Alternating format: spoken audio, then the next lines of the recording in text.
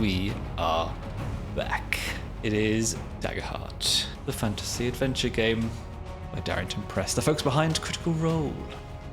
And I've been interested in playing this a long time, and Alex says from a professional perspective, been very curious. And we do tend to do a big narrative campaign, then swing the other way and want to do some sword and sorcery and kill some baddies. And no one else will do it.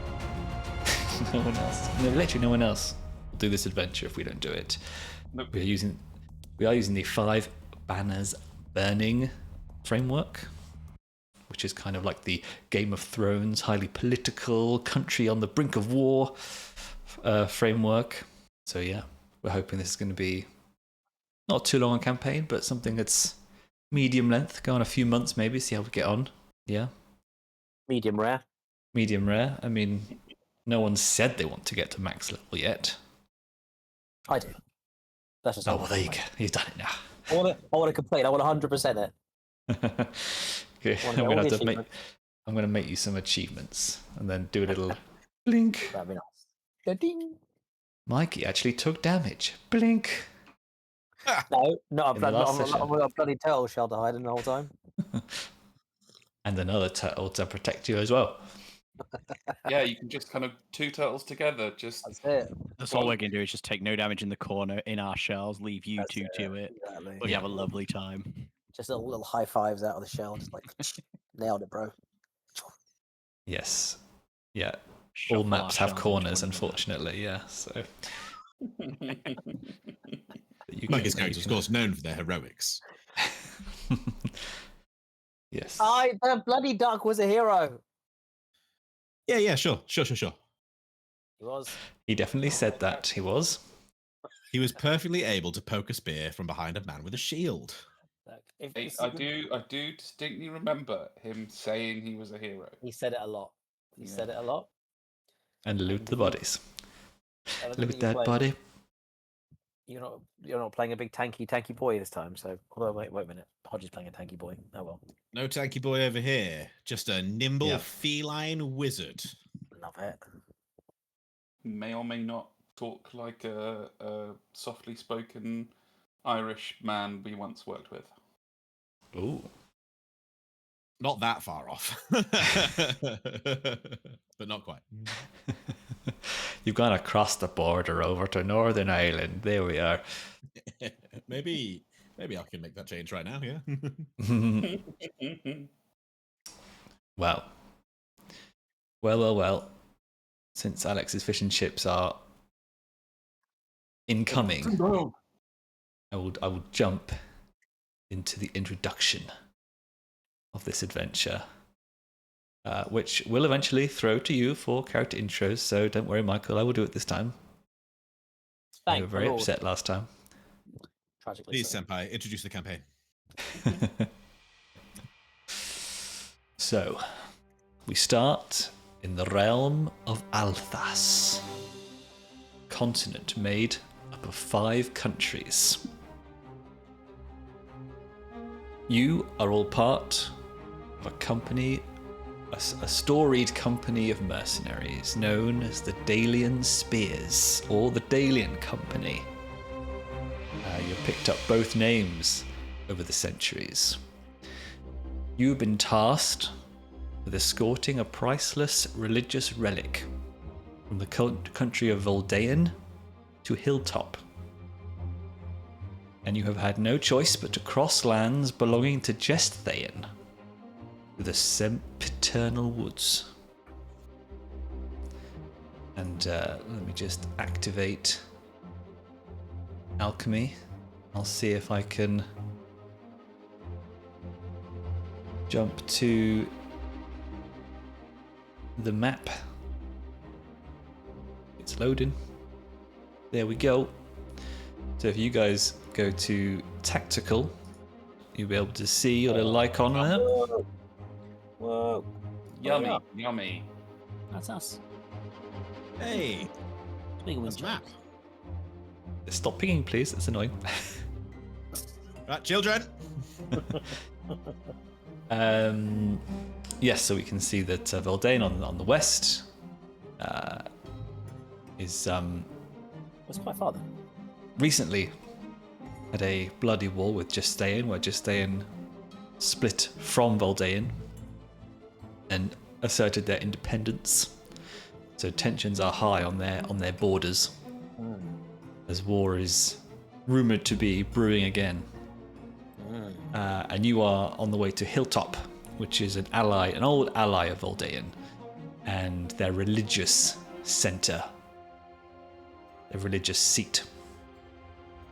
And this is why you are escorting a religious relic to them. But as I said, there is no shared border between them anymore because of Justaean, so you've had to cross there, and you are currently in the woods. Now, let me go into the next scene. Bear with me. Oh, oh my gosh. Oh my god. I love it so much. Go to story, not tactical, for me, please. Ah, boo. Yeah, you knew he wasn't going to be excited by the landscape. It was only by the fucking grid. There's a grid. I'm in this house over here, and I've shut the door. Yeah. So, There's a dead goose. a dead goose. What? No, please go to the scene. Thank you. When we go back to the grid, I'll tell you where the dead goose is. There's one feature I would like is to lock the tactical tab until I deem it. Like to control Michael. Just Yes. be able to just tell Michael what to do Mouse and have him control. do that. Yeah, I'll submit a Never. ticket. Never, sir. The Michael Peichel Protocol. Oh, enact. Enact. All right. So as we zoom in, Order 66. as we zoom in to these woods, the sempiternal woods and surrounding area, we see a town, a small town with a tree in its center. And as we kind of zoom in on the town and the camera flies through the buildings, we see it's a lovely, warm summer's evening. And we see many people out in the streets. We see tables and chairs, we see families and neighbours, we see stalls out selling food and drink and sort of fun items. A celebration seems to be occurring. And this is the fifth year since Justaean won their independence.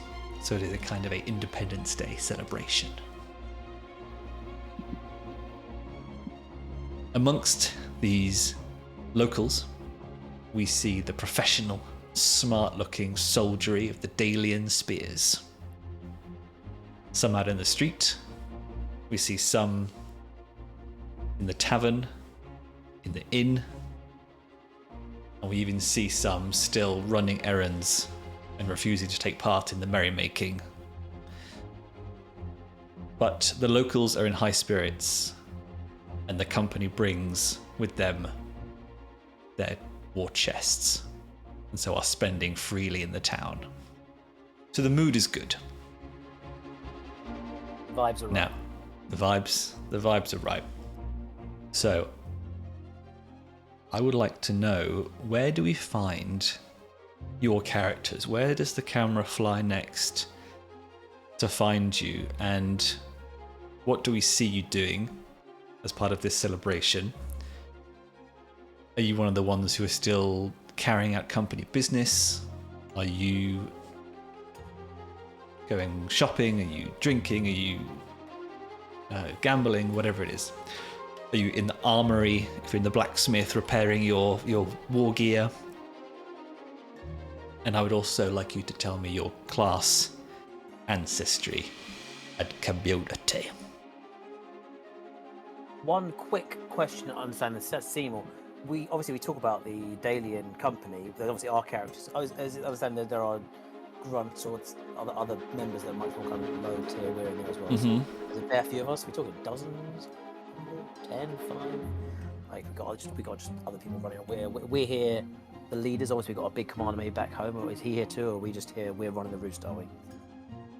So we don't quite know what we see. I will tell you what I think is that the commander is traveling with you. Okay. It's up to us to decide how big the company is. I know we said that there was a lot of losses in the war 5 years ago, but I'm thinking something like company size. It could be 100 soldiers. Currently, there could be other sort of specialist platoons who are in different locations. You might even have like a sister chapter or something somewhere else. But at the moment, yeah, I think. What mission would be? Yeah. An elite squad. Yeah. So I think 100 for like a important escort mission. Oh, really? Wow. With total, we think we're. Yeah. I mean, because you need to be big enough that roving, brigands wouldn't try and have a go at you, and obviously you got the commander with you, so the commander would obviously travel with his guard squad and stuff. So amongst the town, you see, 100 or so of your chaps in their kind of red and gold livery and armor. Who would like to go first? I can jump in. So my character is Worcester, sorcerer. He's a Galapan, which means he's a. Wait, hang on. turtle. Let me get to the. You primal or elemental? Elemental, you said, didn't you? The elemental sorcerer. Sorry. This is elemental. There you go. You got elemental sorcerer. Just less froggy, more turtly. That with like a shell. Yeah. Close enough. We can go to the Galapa. Yeah. That, but not old. Yeah. Yeah, not that old. He's Galapa's grow old. He's certainly not. He's not a young newbie. That's a youth, isn't it? Yes, exactly. He's not. Yeah, he's maybe in his maybe the equivalent of his mid-30s. He's kind of experienced, but not ancient, but not good enough. And yes, he's very much a creature of nature, creature of the earth, a magical user who is connected very much with the elements around him. And he is Seaborn, right? Seaborn, so he is of the very much as a he's a bit of a cliche, but don't hold that against him. He's a turtle lives in the sea, but hey, come on, we can't reinvent the wheel every time, Sometimes you got to just play a classic. But yeah, so again, very much of that kind of his nature is of the sea. He is that calm, flowing, that still pond ties. It's kind of very much who he is in his way. So where you'll find him is some kind of mixture between obviously being more interested in the outside. He's perhaps connecting with the trees, talking to the winds, but he's very caring of nature, very caring of people as well. So he is perhaps seeing, these revelries happening. He's perhaps a bit concerned about these, maybe some of the younger ones getting into trouble, maybe kind of overindulge themselves. He's certainly keeping an eye on people and maybe kind of almost through his magic, kind of keeping a connection with everyone, trying to make sure everyone is looked after in the revelry, and certainly enjoying the merriment. He likes people being of good spirit, so he is happy to be part of the revelry, but certainly outside. Nice. And perhaps just kind of moving between different locations where he sees most of the younger members of the company. Nice. And your position in the company is kind of wayfinder. Wayfinder, yes. They're kind of the one who'll lead them there. Perhaps even we're moving across, I guess, probably relatively familiar terrain, because obviously we've been in this area, but certainly he's been helping to find the best paths through the woods and the trees, and knowing up ahead where the rivers will be and the coolest winds that will follow the path. He's probably quite happy to be here because it's been probably quite a long journey. He's probably been quite exerting himself quite a lot. So maybe he's now refreshing, kind of reabsorbing some energy from nature before the next big leg of the journey. Yeah, and Althas is quite a mountainous continent, actually. So you probably would have been looking forward to getting to this town Yes. for a week or two and get a proper, as officers, you would get a proper bed in the inn, and the soldiers would get to have a bit of R&R, and maybe the commander had been aiming to get to this point because he knew getting there for the Independence Day would mean good. lots of a bit of R&R and a bit of Nuts. splashing a bit of cash. Good. You know. So Worcester's maybe quite proud of himself. He's managed to get here on time because maybe there was a moment where things looked a bit. Maybe there was a storm that maybe thought might set back a couple of days, but he found a good route through an underground system and through a ravine that was the right way to go. Sewer? No. Sewer? No. Maybe. We'll see. Nice. All right. Alex, I don't know if you heard me say. Wanted you guys to sort of introduce your characters, but tell us where they are in the town as part of this time off, and then also your class, ancestry, and community. But you don't have to go next. Probably coming last. Okay. All right, I'll go then. All right, it's Mr. Wizzy. Mr. Wizzy. Don't, because then that'll just accidentally become my voice. So I think actually this picture's a pretty good model for what I have in mind. So you see, perhaps she's not doing this at this exact moment, but you see actually a half Katari, half human. Ooh. But certainly on the sort of more dominant on the Katari side, she would pass for most as these sort of feline characters.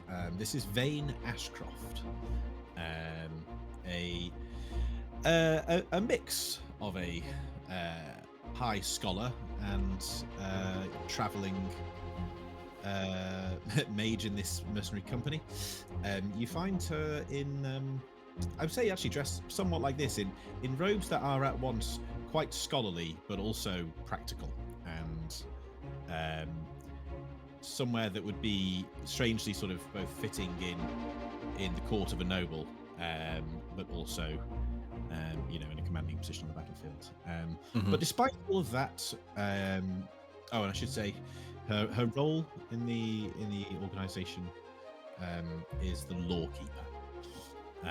So she is in charge of record keeping, but also attaining and preserving knowledge of magic for the company. Yeah. You find her, of all places, this this sort of fighting lawmaster in the local magic shop. Any magic shop, seeking trinkets and any surprisingly insightful tomes of magic, real or fake. Just trying to find something else to discover. I think the shops will be closed for the celebration, but I imagine the owner will have a stall out in the street with the others, and they'll be selling trinkets and things, more like novelty stuff, like things that light up and stuff, things that people will buy for their kids and things. But maybe amongst them you spot a few interesting bits they didn't realize is actually quite rare magic, or yes. I think despite looking like a sort of stern senior officer, anyone who's paying attention might find that even if she is browsing some hawker stands of what is mostly total garbage, there's still a sort of surprising amount of excitement and wonder at anything that might just have a little nugget of discovery about it. Is she kind of quite a seasoned professional, or do you say she's excited? Is she kind of like don't know, feel excited? Is she kind of set in her ways, or is she kind of like discovering the stuff for the first time, or is she very much this is all this? Or... I'd say, certainly something that we'll find out a bit more about. But one of the things I think that makes Vane an interesting character to those who don't yet know her is that she comes from a very formal academy of wizards and magic of the noble courts. But there's always been a surprising childlike wonder to discovery that seems at odds with the serious and formal role that she's supposed to play. Like that.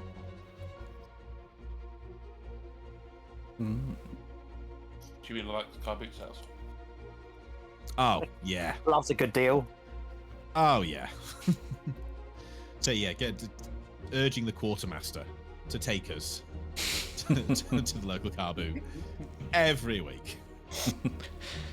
Maybe you've even dragged your quartermaster, who is a fun grill. On the smaller side of a fun grill, and with a sort of pince-nez delicately fun balanced on there. Yeah, an old fun guy with the little pince-nez in his big quartermaster's book, and you're pulling him towards this stall and that stall. He's saying, "Oh yes, Keyn. Well, we must make sure I balance the books tonight, and then if I have any left, then I'll let you have some. But don't go crazy like last time." She says, "Quartermaster, for the 1000th time, it's Vane, not Keyn." Oh, sorry, I just think Keyn the Katari, that's where my brain goes. But it's all mushrooms, isn't it? Yes, as you say, it is in fact all mushrooms. It's all spores. It's what my wife used to say, blow in my ear and out come all the spores. And she's lost immediately to thumbing through another book of the equivalent of a book of dad jokes, but it's magic. Nice. Yeah, Perkins probably like that, to be fair. Got the dad humour. Nice. All right. Who are we going to next? Yes, I'll go. Bernard. Bernard. He's got some dignitas to the name. It's surprising, isn't it, the difference between Bernard and Bernard? It's like, it's a huge level up in terms of points, isn't it? Yeah, Bernard. what's more pretentious? Wow. And also, most of the viewers are American, and they will say Bernard as well. Bernard. Oh, okay. I'm catering to the audience. Bernard. Yep. Bernard. I liked Bernard. Bernard Hellison, who is a stalwart guardian and is also a Galapa, but a slightly older Galapa than Worcester, much more probably into what you would consider middle-aged. And he is a very large Galapa, like being just over 6 foot tall. Kind of a behemoth of a figure. His shell and his body is covered and reinforced in plate armor. He carries around a tower shield that is the same size as him, and a bonking stick or a mace in one hand as well. Bonk. He is for the party. He is the kind of like, I think his role's kind of the equivalent of being like in the Praetorian Guard. Sorry, I can't do the Germanic one, but I can do the Roman equivalent. He would be someone who acts kind of like as a bodyguard to the commander and everything, but also in terms of battle, he is the kind of person who would be right out there in the vanguard at the front as well, leading the way. Yeah. Battle master, however you want to kind of look at it. You may even be the one who carries the company's banner into battle. He'd happily carry it into battle. Because what's another 30 kilos, right? Nothing. Nothing. Just strap it to my back. My shell. hulking behemoth. Yeah, exactly. You can just strap it to a shell. You can just tie everything to that. It doesn't matter. He will walk through, and any enemies, he'll just keep on walking through them. Because what's going to stop a wall coming towards them?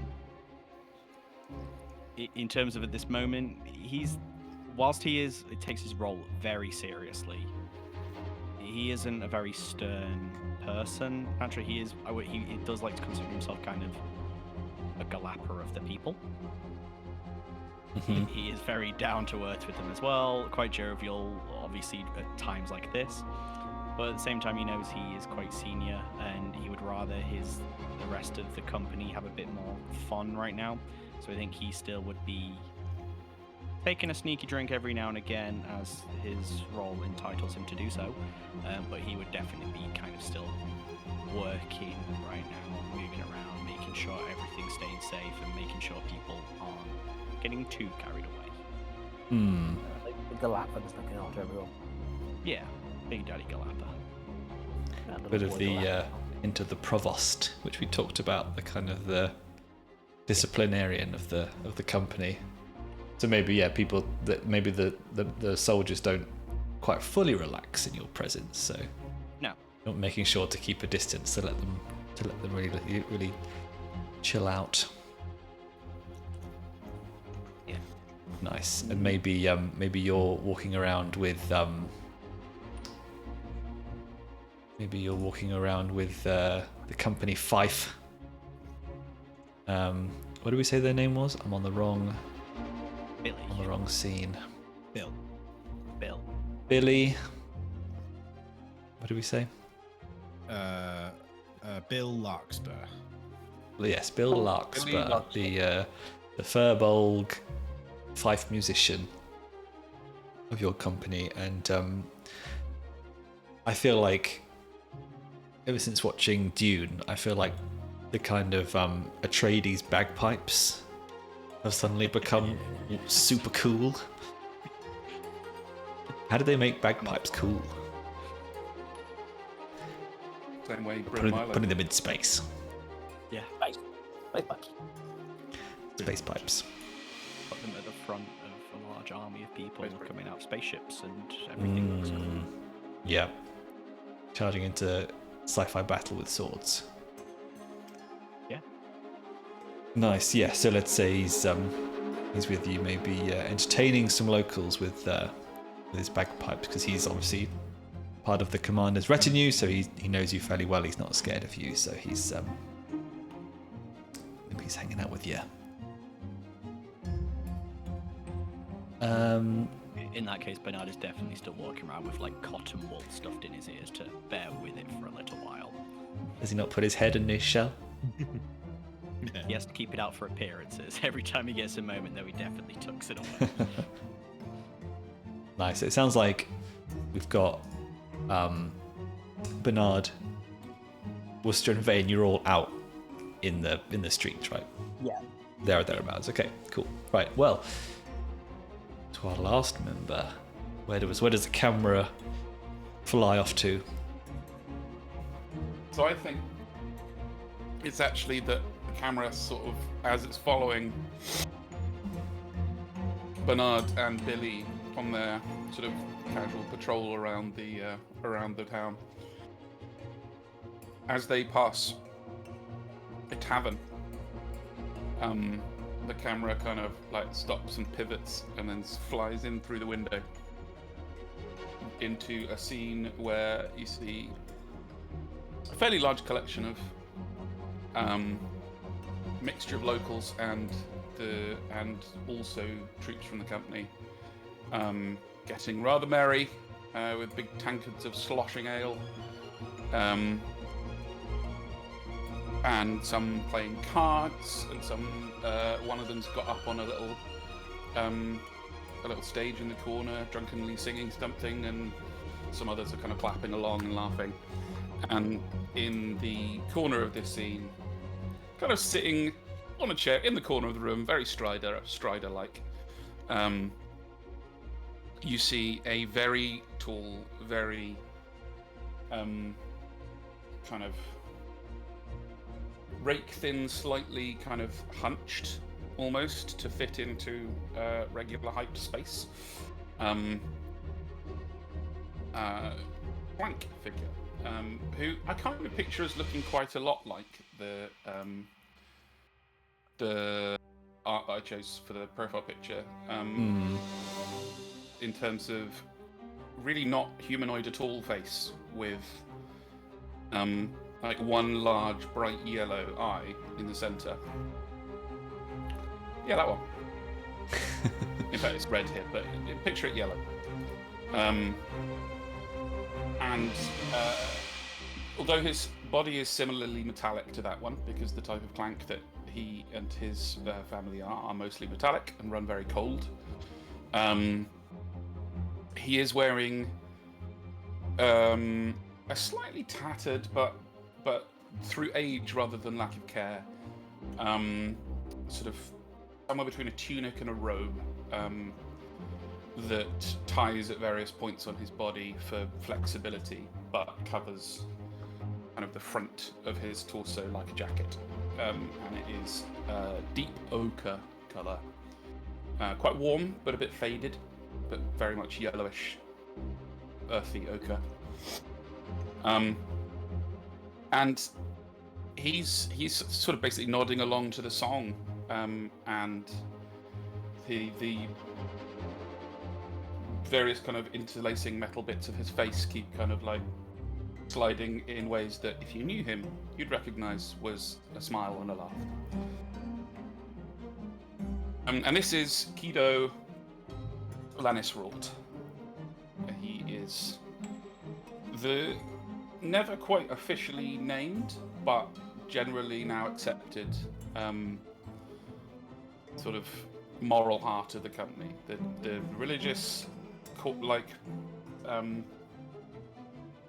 place, a first port of call for people feeling in need of religious chat, people who are feeling hopeless or in need of something to believe in, or counselling, or generally PTSD a lot of the time. But he is, he came here to sort of originally to kind of preach the good ways and make good from all these horrible mercenary soldiers, but now he's kind of one of them. And we'll delve more into that as time goes on. But this image should show you that he's not in the temple, he's not in the shrine praying. He's celebrating with the men and women and non-binary fantasy warriors. Good save. Yeah, and maybe other clanks as well. Yeah, there'll probably be a few. Yeah, I like the idea that they sort of started coming to you almost like thinking that you were, like an LLM, that you weren't going to record any of their... You were just like a non-judgmental ear. Sure, talk about you're totally right. Let me just think of a new thing for you. Oh, I know I didn't get it quite right that time. Let me try again for you.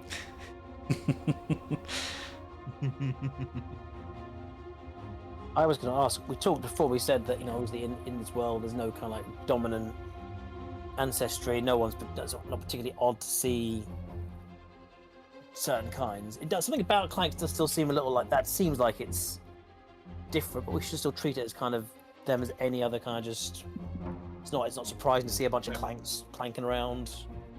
I'm really keen for us all to land on something we like here, because it is probably something we should establish now. But where my head ended up when I was writing the lore earlier was I found myself cleaving to a lot of tropes. I initially, when I wrote where his tribe first originated, immediately I thought the mages made them slaves. Immediately that's where my brain went. They made the robots, they were going to be slaves to pick the flowers. And then they had a revolution, and they escaped. And I was like, that's not how they've written the vibes of this game. And that doesn't mean I can't make that story this way, but just because it's my instinct to, maybe I should do it a bit differently. And so I feel like the fact that they did stipulate in the book that Clank learned to make other Clank is an indication to me that their intent is to subvert the ideas of what robots can be. Like these robots are completely independent and have their own little societies, and their societies do their own stuff and interact with others. And I guess I started thinking, like, what if there are just loads of clank everywhere and they are just like another species alongside the others? That's weird to me, but what if that's the case? Yeah. It's only because everything else is so organic and there's just robots. It makes it seem like it should be, but there's no reason it should have to feel that way, of course. Yeah, well, it's that thing, isn't it? Again, that trope, like Alex says, fantasy racism. Like, ooh, isn't that interesting? Well, we're making up alternate realities in fantasy worlds. Maybe we should not bring over all the worst of our world into it. Maybe we just say that there was no capacity for sort of species ancestry-based discrimination. Well, you could say there's just so many that it's like, what would they even look like? It's not like it feels even more diverse and rare than obviously most role-playing games. It's like 4 or 5. It's almost and then you can have cross ancestries as well. So no, I love that. I guess it's a bit like droids in Star Wars, like the ones that we are seeing more of now, who are more like real characters, not just slaves you just turn off when they're being annoying. Yeah. Actually voiced by real actors. Also, comes to races. If you look at the clank, like any of the other races listed, they don't need to have an origin. Yeah. Where did the Katari come from? Huh? Yeah. True. The big cat mama. We don't have to say what did you do to that cat? We could just be like, oh, Katari exists. And I think the same could be true of clank, right? Yeah, we feel like we have to give them an origin because they seem artificial, but they've just always been here, as far as we know. Maybe. I mean, great. Maybe not, love it. But they could. See, I didn't even get to that stage, but I also agree with that. What I quite like, though, is the implication in the core book that there's all kinds as well. As in, there are still some that are being made by members of other species, which to me is very strange, kind of interesting. They are still being created by members of other species and not as slaves, not as automata. But also there are some that nobody knows where they came from, and there are some that are have evolved in a different form over there, and there are those that at some point in the past learned to make themselves. There's just a whole load of random weird diversity that you don't really see in robot stuff in fantasy. It's quite cool. No, maybe in Alien Earth, how there's the cyborgs and the Inhumans and the blah blahs, but again, all owned by horrible companies. Well, nice. Love that little bit of. We had a great session 0 just discussing all the lore bits, and I didn't realise that was something that we would have enjoyed so much, so glad we got to do it. But alas, this is a game, and an inciting incident is about to happen, so spoilers. What, on this wonderful summer evening with the happy festival day? Never happens at these big yes. parties. What do you mean? We're about to start playing darts with the barman. Yeah, it's 7 sessions of darts and bocce. Oh yeah, I forgot. This is the tutorial level, so you have to go around the stalls, play the carnival games. Yeah. How to aim and shoot if I play. Yep, hold R1 to aim, and the coconut. Yep, that's it. Great. Well, we'll be back in 4 weeks, everyone. Once we've done all those. Mm-hmm. Then you can have your inciting incident. Yeah. And only then. And only then. Right. So.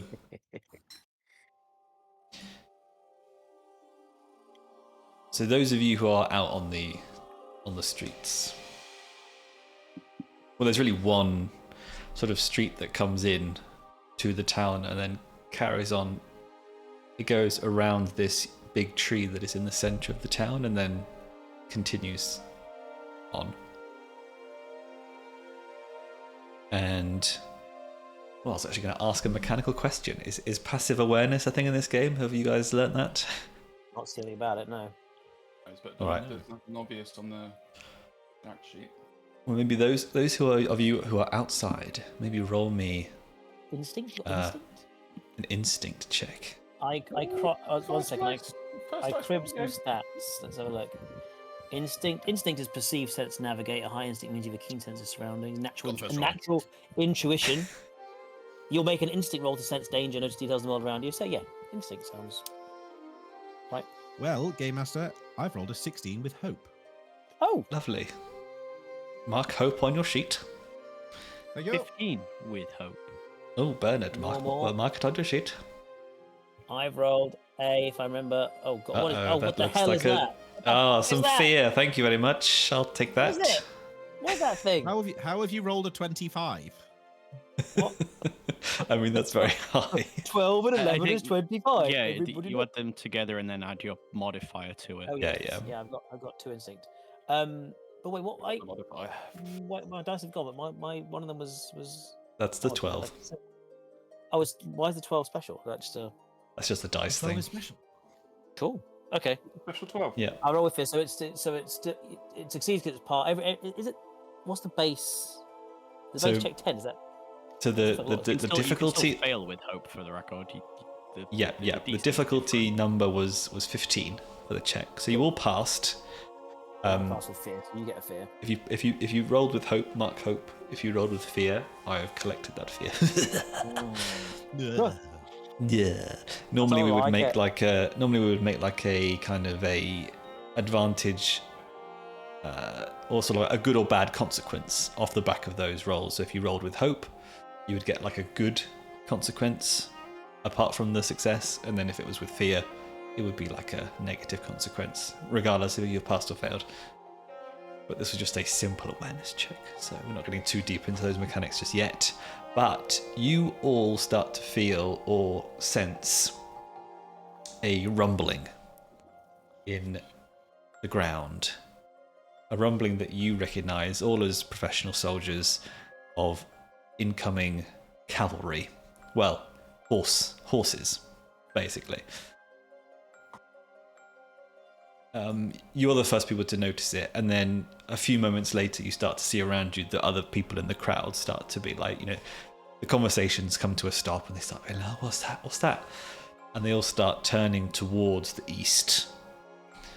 And sure enough, you see in the distance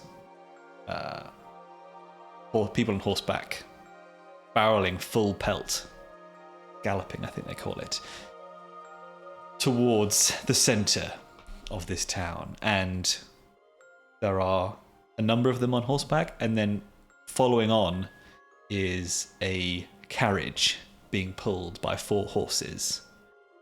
And as it gets closer, you can see this you can see it glinting in the sun, and you can tell that this carriage must be gilded with gold and precious metals. Something which is only the very, very richest can afford, right? As the carriage and the horses come steaming towards the center of town, and they hardly slow down at all, right? And you can hear the lead horseman shouting, out of the way, coming through, like this. And they go around the tree in the center of town, and people are already starting to back out of the way and sort of try and move stuff out of the way in a sort of a panic. And you see one small Furbolg child still standing in the road, looking around, clearly panicking. And as the horsemen come wheeling past, and they manage to, and they go past this child, and the child starts screaming, and then the carriage comes around, and then you see a man Furbolg run across the road, grab the child, and he goes under the carriage. And the carriage swerves to a stop. The horses go up, and the carriage kind of skids to a halt in the middle of the crowd. And there's a lot of shock and gasps from the people on the street, the locals. And you see kind of the curtain of the carriage moving. You see a gloved hand move the curtain out of the way. And you see a human face appear at the window, kind of looking out. And the horsemen are coming back to the carriage, and you hear this voice in the carriage saying, "Well, what is the hold-up? What has happened?" And then the lead horseman is sort of coming back to him and saying it's got to go to the window, and they have a hushed conversation. And the person disappears back into the carriage, and they're mumbling, and then like you see some people in the streets coming up, approaching the carriage. And they were saying that was Jean. They've killed him. And out of the window you just see, plink, a couple of coins fly out of the window and drop at the feet of the crowd. And the person in the carriage, you hear them say, "Well, drive on, I'm going to be very late. There's some money for your troubles." But the crowd is starting to move in, and some of them are getting a bit angry now because they're getting thrown coin for someone they've just killed. And the horsemen start getting off their horses, and the person in the carriage is saying, "Sergeant, clear a path. We need to get out of here." And you see a big guy get off his horse, holding a spear, and he's like pushing the crowd back, saying, "Get out of the way! Get out of the way!"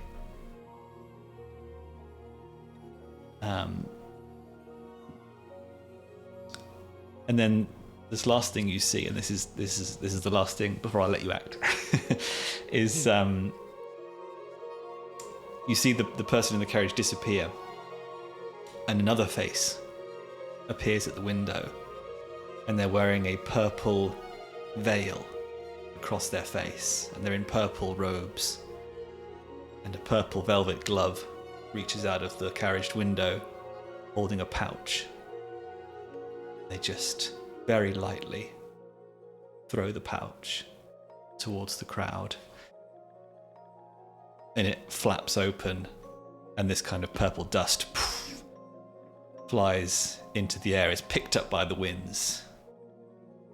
And then the crowd who are nearest start to like hold their heads, and they are like this, all scrunched up, and then they just start throwing hands at the soldiers.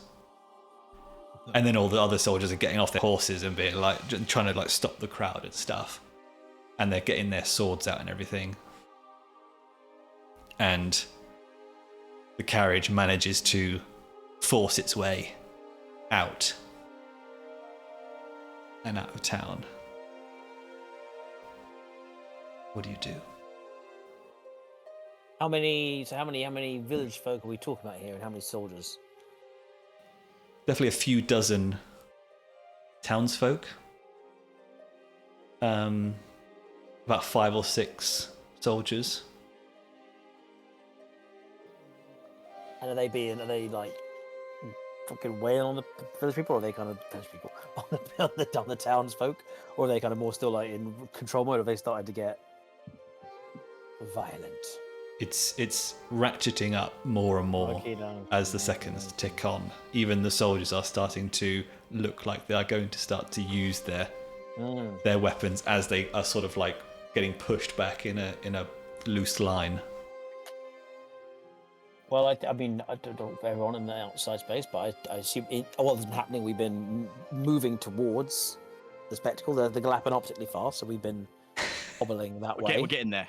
We're getting there. It might be over by the time we get there, but hold your horses.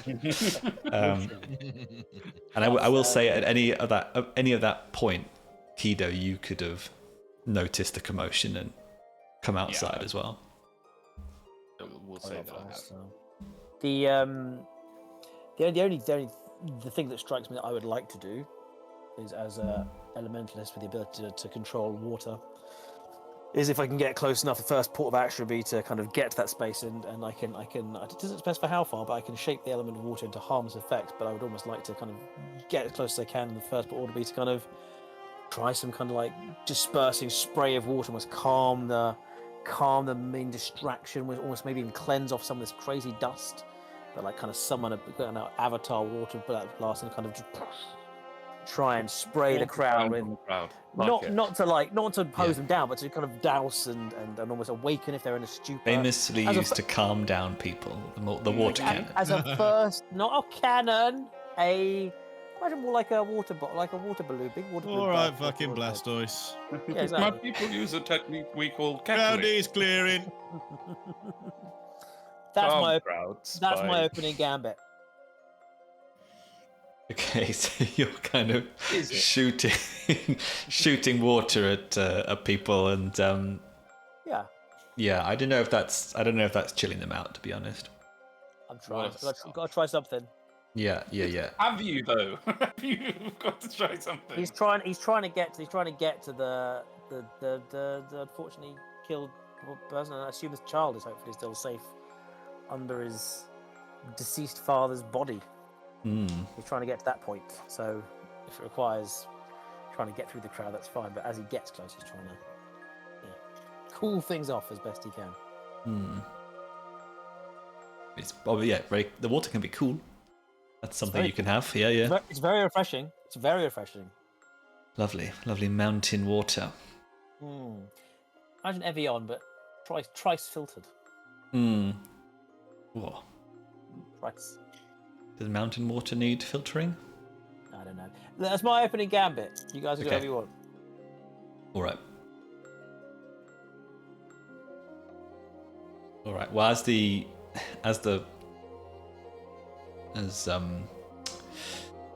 Turtle Man wades into the crowd, starts shooting water into people's faces, like a little super soakers. More like a spray. It's more like a nice calming mist. Okay, so it's like a nice, on this hot evening, a nice little misting. Yeah. Unfortunately, that isn't enough to counter whatever was in this dust that is driving the locals to anger, and now also the guards, the soldiers as well. You can see the sergeant shouting at them to, weapons free, essentially. And you start to hear the shouts of people who are getting cut now. If no one wants to do anything else, we will move into a combat scenario. An initiative. I want to turn to Bill as I'm heading for the combat scenario, and knowing we're going to get to that. Yeah, very slowly. I would like to turn to Bill and strike up the alarm. I've got the Piper with me. I want the Piper striking up the alarms. All right, so he's just like, all right. Yeah, don't. No. Now we get to the June reference, and that's the sound he's playing. All right. He starts filling the bag. Yeah, and then you just start to, which enrages the people even more than the water in the face. It's crazy. You fool! The water's working so well. Now we're going to take down the Sardaukar. I mean, whoever's there. Yeah, they're doing a dirge right now. It's a whole thing. Before we dive into combat, I think Vane perhaps was more distracted by the whatever magical or alchemical effects are occurring here, and I think would probably be taking the moment to assess if she knew what it was, could even take a guess based off her knowledge. Roll me a knowledge check. I certainly will. I certainly will. Now, purely because I've reminded us of mechanics, there's two things. One, I have a feature called Strange Patterns. I pick a number, and if I ever roll that number, I get Oh, it. yes. So I'm going to just set that number at 9. Okay. So before I roll. And also, this seems like a good time, even though it's probably not a great use of my hope, to use my experiences as a scholar to draw upon that information as a student of magic. Yeah, sure. +2 just really- to your roll there. Yeah, so it'll cost me a hope. I'll get +2 to the roll. Oh, wait, hang on. Let me just double check one more thing. No, not that. Roger. All right, so let's do. I'm also going to give you advantage, and if you succeed, I'll let you know why. Splendid. Thank you. Okay, so I didn't know how advantage works. I guess we had 1 there. You had a D6. You add a D6. Well, it's not a huge roll. Oh wait, no, hang on. That was just my +2, I think. Is there a breakdown in here? I've got the 5 and the 8. Yeah. With the +2. 5 and 8 is 13. So you got a D6, and then you got your +2 bonus and your +2 bonus. I'm assuming that was experience and your knowledge bonuses. It is a pass, so excellent. Excellent. And I'll just not mark the hope down because I earned the hope back. Oh, so if you click on the roll, you can see a full breakdown. That's cool. Yeah, It's just I you rolled a did. 1 on the D6. Yeah, so you know this property, and you know this kind of this sort of regent that enrages. That is known to, if you inhale it, then you become aggressive. Is one of the main properties of the Barris flower. Oh. Which, as we all know, and the reason I gave you advantage was because you are traveling with someone who was created to harvest this flower, and maybe has discussed it with you before and shared their expertise. Wonderful. I don't know what I can do with this knowledge. Yeah, but it's filed away for later as to who else might have access to such a tool or whatever. And as chaos begins to unfold. You rolled with hope, so I'll say that your hope sort of consequence is that additional information for you is you've never seen it or heard of it acting this quickly and in this widespread. It is normally something that fighters would take before a fight or something like that, or maybe some armies would even have widespread use of it unofficially, like the chem dogs. But it's not usually so swift and potent. No, this is like on a whole new level. It's acting really fast. It's acting really widespread from just one pouch. So yeah, for you, this is ringing alarm bells. Like this is not a good thing. I think Vane would, if she has a chance, just a shout to the band in general, and say, "Watch out! They may be civilians, but the effects of this agent are strong, and you must defend yourselves. Watch for the powder, lest you hurt your allies." All right. Well, it's Mikey's favorite time.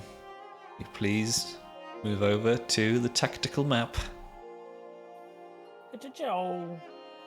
Now, if you look at the leftmost building and zoom right For in, God's sake, you've been waiting all this time. it's got a little courtyard with a wooden cart in the back. And to the right, there's just a big flapped out dead goose on the floor.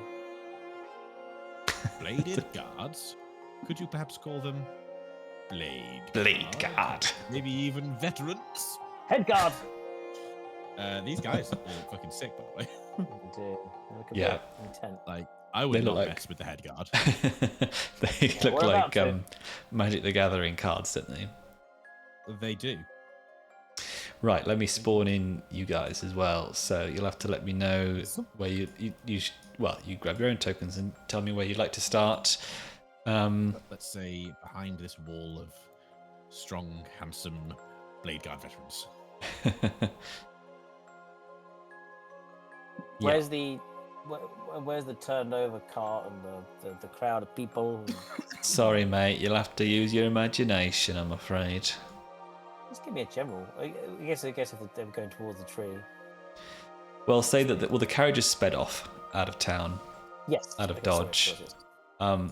And the soldiers are sort of in this loose formation, holding back the crowds. So I imagine, like you guys said, you were moving amongst the crowd, or at least you did.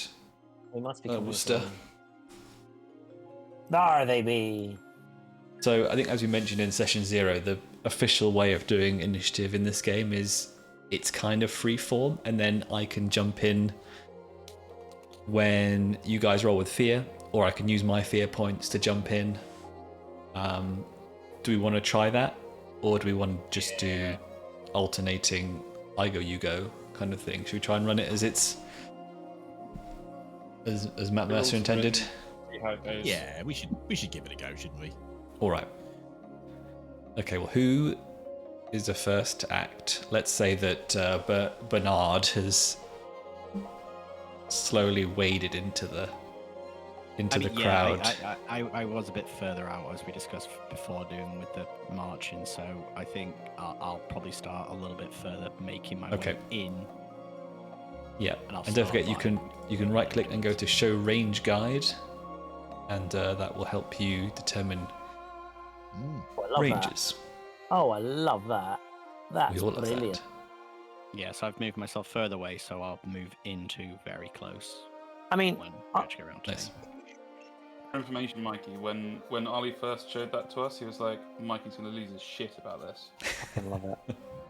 This is The so very good. idea that he can easily see where his hurricane will land is... Mhm. Literally, it can it can cover. It can literally go. Oh, look, exactly where I want to be. Everyone there. I love it. Yeah. Well, yeah. I mean, it all depends. I mean, if we're doing it story based, like I was making moves, but obviously very slow. So is it a question that even with maybe Worcester moving earlier, that Vane and Keedo were able to outpace him to get in combat or get closer first? Like I said, either Worcester's first point of call be to kind of, I guess, almost shield the down child and try and cast magic from there. I don't know where that would be. I'm going to say it's over here, maybe. At the risk of sounding like Mikey, should I be seeing enemy tokens as well? Uh-oh. Yes. Oh, Yeah. no. Yeah. Refresh, Right, mate, I'll just refresh. do a little reload. Do a little fresh. A little refresh. Oh, yeah, It that's just seemed like I should be seeing enemy tokens at this point. How It's odd. weird. One Yeah. of you saw some tokens, the other one saw other Yeah. tokens. How I weird. saw all the tokens. Right. Well then, Keedo, you're kind of coming out. Like, how are you feeling about this situation? Are you? Because you are kind of the protector, aren't you? So are you? I think you would be the first one to kind of step between Yeah. crowd and the soldiers. I do kind of want to blow my load of my cool subclass ability straight away. There as was well. absolutely no need to say that. Absolutely Agree need. to disagree. You can also fly as well, so that's pretty cool. Well, that's exactly what I'm intending to do. So, Mm-hmm. With Yeah. one of them. like, as I'm kind of thinking that basically as Keedo steps out of the pub, that is when the soldiers are like breaking out their swords and starting to just Yeah. harm innocent people. And if we say that this bad boy over here was the pub, Yep. Keedo's basically coming out to this starting point, seeing from the side of crowd that blades are coming out, and immediately you just see a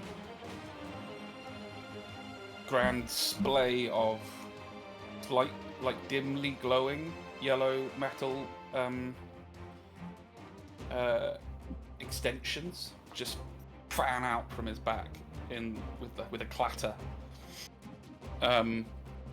and he leaps straight forwards, and just kind of shoulder barges from the air this here bladed guard veteran,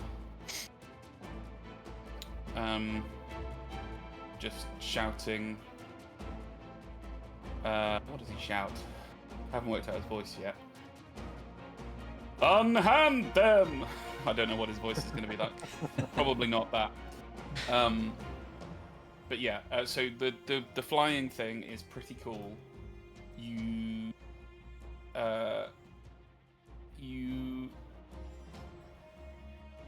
can spend a hope to deal an extra 1d8 damage on a successful attack.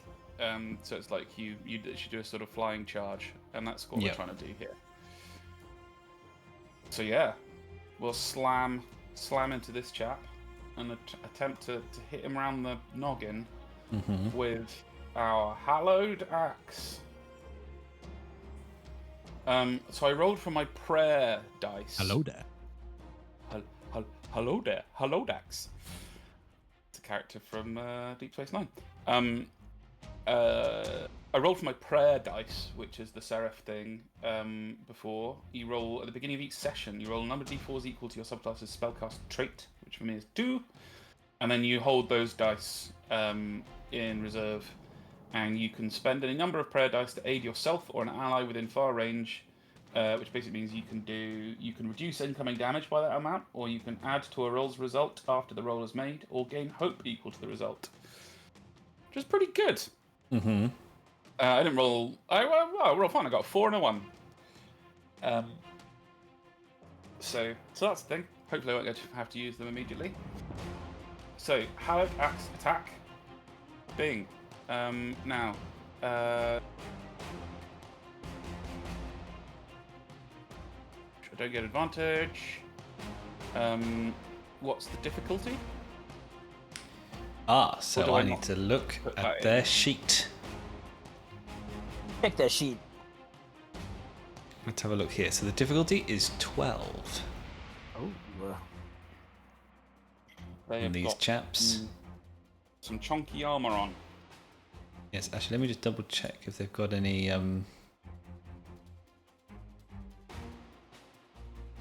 So hang on. They have a passive ability called Shield Wall.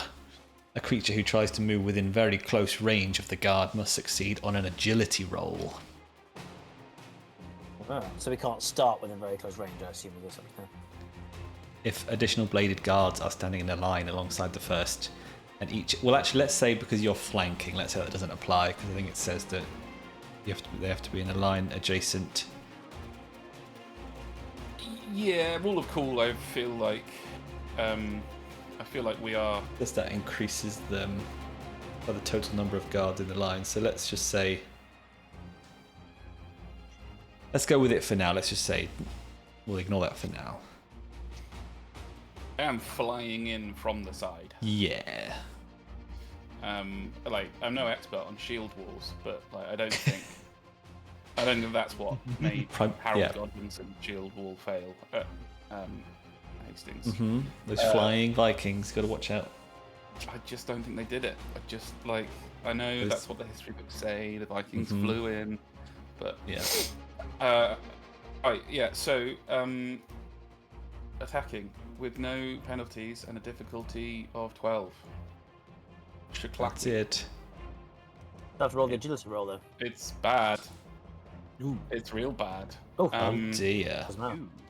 And none of my prayers can fix it either because it's that bad. None of my prayers. All right. Well, you've failed, and you've rolled with a fear.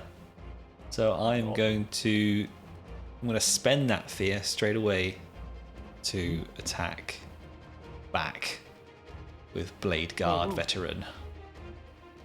So so I have to roll just a d20 for my characters. What is your evasion? My evasion, sir.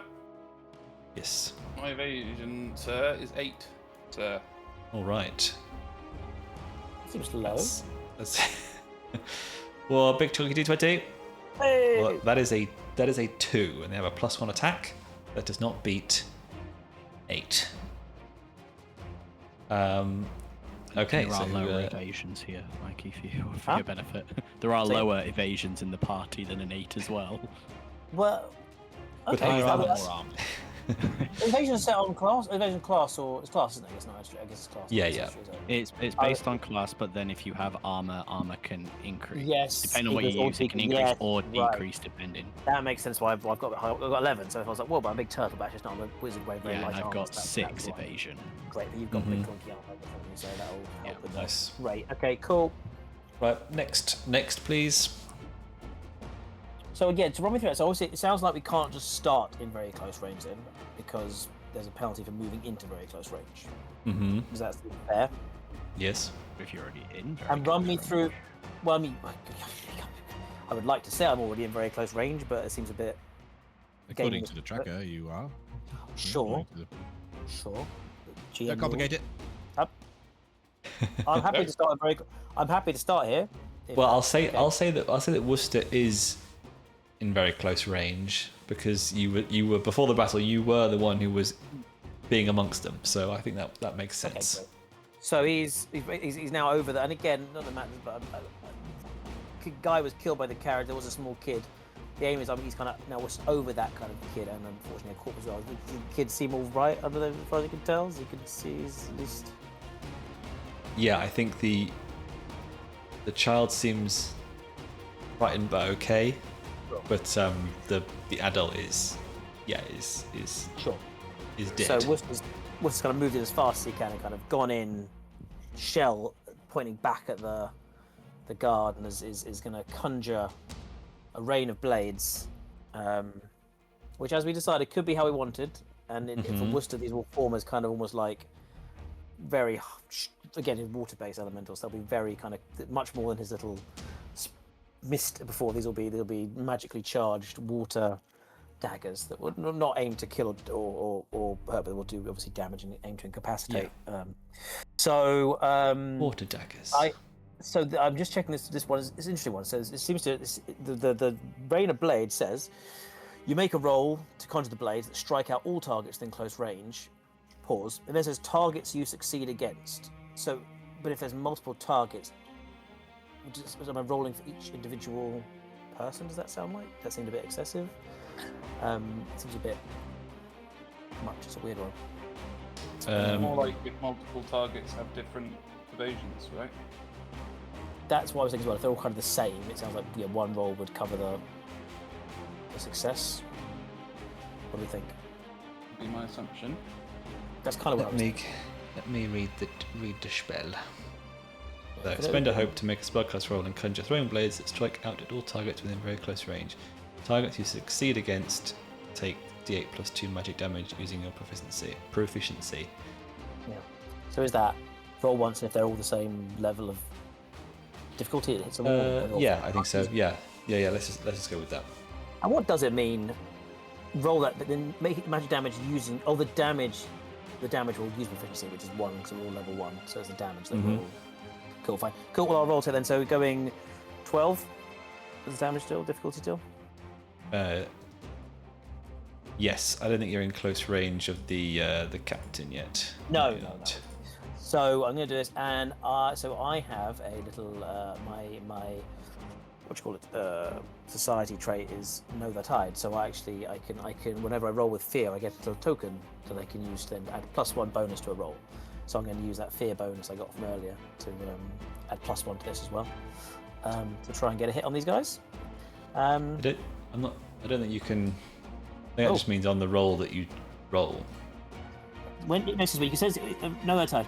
When you roll with fear, place a token on your community card. You can hold tokens equal to. Oh, it's a token. Okay. Before, Yes. and before you make an action roll, you can spend these tokens to gain a +1 bonus. Okay. Yep, that sounds good. So I noted a token from earlier, which I'm going to say I'm using. I don't know how to do it in game. I'm just making a note on my notes, but I'm going to do this. I'm going to roll. I'm going to set the difficulty to 12. I'm going to give myself a +1 for my little dice, and I'm going to roll that bad boy. See what happens. Oh, it could just about make it. Oh, success with fear. Well, I'll take it. I'll take it. Ooh, The 13. ooh. Just. All right. So that is. Great. So roll me the damage then, Here please. we go. It's a D8 + 2. This is, oh, and this costs 1 hope, obviously, so it's going to take out 1 of my hope. Oh my gosh, damage roll proficiency. Oh, proficiency 1. Yep, 2. What does this mean? Well, let's roll it, see what it means. Oh, 6. 6. You'll take 6 damage. So you might 6 have damage. damage. Right. It's pretty good. I don't know if that's a lot. You see, it's not too bad this game. So that'll be major damage to the guards in close range. That is marking 2 HP. Oh. Not bad. Let's mark those. They don't seem to have any armor. Seems odd. They definitely look like it. They're just tinfoil, is it? It's all cosplay. It's all latex and foam. Yeah, they're cosplaying like you. Yeah, I mean, they're LARPing. Yeah. All right. So you did roll with a fear. So I'm going to get a fear, and I'm gonna take the spotlight, as they say in the rules, and I'm gonna use my sergeant's, my head guard ability, Shit. which is called Rally Guards. And it costs me 2 fear, Oh. and it means that I can spotlight the head guard and up to 2d4 allies within far range. That far is far. You got an So I'm voice. gonna just so that's 4. So he's able to rally all of the guards. So I think he's gonna send 2 to fight the Seraph, and he's gonna send 2 to fight the Source. Ah. Hurrah. And I will just roll those attacks now. So it's going to be, what was your evasion, Alex? It was 8. 8. So first one, that is going to be a 9 with the +1, and the second is an 11. So both attacks beat your evasion. So I'll roll 2 longsword attacks. That is a 4, or a 5 with the +1, and a 2. So that is. So what is your armor? Armor is 5. Okay. No, it's damage thresholds. Armor's for negating. Yes. Oh, so you can choose to block, can't you, with armor? Yeah. So you have an armor rating. That is how many times you can Reduce drop. Yes, reduce the reduce threshold. the threshold. So Yes. Gotcha, okay. If your major threshold is like 8 or 9, those are both just minor damages to you. You could spend an armor to negate one of them, and you can move from minor to no damage.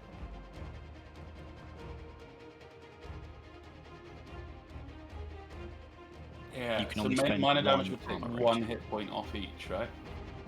But you can only spend yeah. 1 armor rating. Yeah, that's fine. But per action, so technically if these are both, I think you could Oh. technically spend 2. Yeah, these are two. These Yeah, are two yeah. separate So- actions that I'm reacting to. Yeah. Okay. So I will spend 1 armor to negate one of them. And then I'll let the other one through, but I will spend one of my prayer dice, the one that was a 1, to reduce the damage by 1. The damage by 1, so that's not necessarily the hit points. Wait, hang on. Let me check that because if it is If just you the knock, damage, if you then no point, reduce the but- damage, it's not the overall hit point because your thresholds tell you Yeah, how yeah, much yeah. HP you're gonna take. So it's reducing the damage by 1 could move your threshold. Is what you would actually be doing. Yeah, so it doesn't necessarily seem like something that I want to do. Yeah, all right. No, I won't bother doing that. But just because we're talking about using the prayer dice, I will spend that 1 to gain 1 hope. Because that's a thing that I can do with them as well. But I have not negated that attack, so I do take 1 minor damage, Which is just 1 hit point. which is 1 hit point.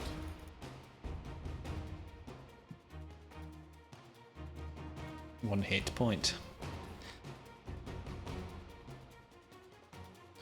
All right. And then I think the head guard is also going to come have a swing. Roll d20. So that is an 18 total. Oof. Oh, shit. And he's going to hit you with his mace of absolution. Yeah. So that is, that is 7 damage total. Still minor damage because my the threshold is 8. Nice. Do I armor it? How? So what was it? Sorry, the thresholds again? So There's the a channel thresholds by are set by by class. I think it's set determined by, or everyone might have the same, but they're you've got that on the trackers using alchemy. You've got HP, stress, and then the 3 thresholds. That's the number you need to meet to move to the next one. So on mine, because I can use mine as a good example, you would need to have rolled 11 damage for it to be a major damage against me. Cool. For you to do a severe against me, you need to roll a 20. Jesus. Different, That's obviously great. different That's a things. Yeah, difference, isn't it? different. And then you can, Mine you is can 6 spend and an 12. armor to bump things. As you spend 1 armor point, you can bump. So a major becomes a minor, or a minor moves to nothing. My But you only question have so many becomes: armor points. when do you get the armor points back that you've spent? Long rest, I think. Rest. During downtime, and you can spend one of your downtime actions to repair your armor. Yeah, makes sense.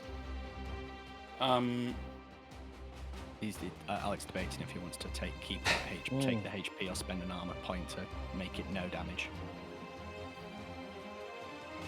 I can't Big decision. hear Alex for some reason. Anyone else not Are you hearing? frightened? No, I can't hear him. I thought he was deep in thought. I thought it was deep in thought as well, to be fair. You keep. Oh, there you go. I keep. There we go. Chat keeps dropping out. I said I'll take that damage because it seems quite fun for him to be embattled and taking some hits. Yeah, so I lose 1 hit point. All right, cool. And then I will just do the other 2 into Worcester sauce. Question for the Galapa. When I've got the is anyone else getting robot for me, or is that just me or you? No, it went robot for me as well. Okay, cool. With the Galapa's retract skill, can we do that at any time? Do I have to do it on my turn? Do we think? It's your action. When it's your action, it's not a reaction. Great. So it's declaring Good, it. just that's a shame. There we go. What's your evasion, Mikey? 11. That's 2 hits, I'm afraid. Oh, that was another 18, was it? Hmm? Bring it on. So I thought the 18 was previous. Another couple of long swords. That's going to be 6 and 2 again. So both, yes, they're both minor because my threshold is 7 to get them made. Yes, they're both 2 minor. Mm-hmm. What was that? 5. Oh, okay. I will. I'll negate 1 and take 1. Right. Seems fair. So, this is the most basic of things. Then, during your turn, could I have done my spell and done retract as well? Can you do one thing in your turn? The action economy in this is pretty light, so in theory, sure. But the idea is you're meant to like kind of let everyone have a go first. What do you mean, sorry? So you should only use one action and a movement or something for your turn, and then let someone else have a turn. Okay. In theory, there is no rule stating that you can't take 2 turns immediately in a row, but your action for a turn would have been one or the other. Yeah.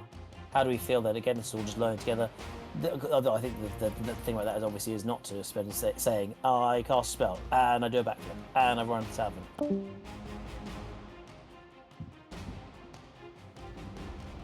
Didn't like that. I don't know why this is happening, but the sound from Discord keeps dropping out for me for like extended periods. I don't think Mikey knows that he's disconnected either. Yeah, Mikey's disconnected. I've not been having that problem though, Alex. No, I've been fine this evening.